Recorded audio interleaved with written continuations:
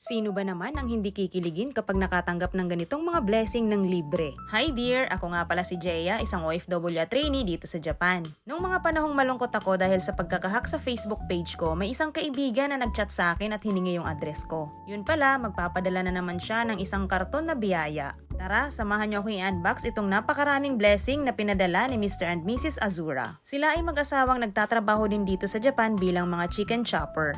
Nakilala ko lang sila online and eventually naging kaibigan na rin. Nagkita-kita na rin kami nung minsan at nagkapalagayan na nga ng loob.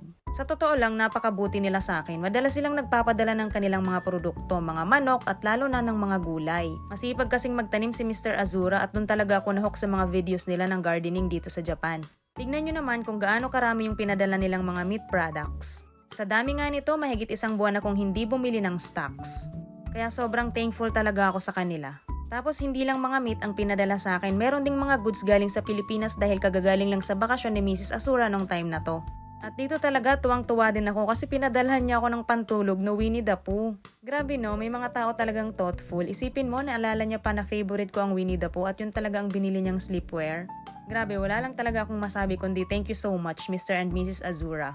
Pagpalain pa kayo ni Lord at marami pa sana kayong matulungan. Dear, kung gusto mong matuto paano maging chicken chopper dito sa Japan, pwede nyo silang i-follow. Paano? Sa susunod ulit. Salamat sa panonood!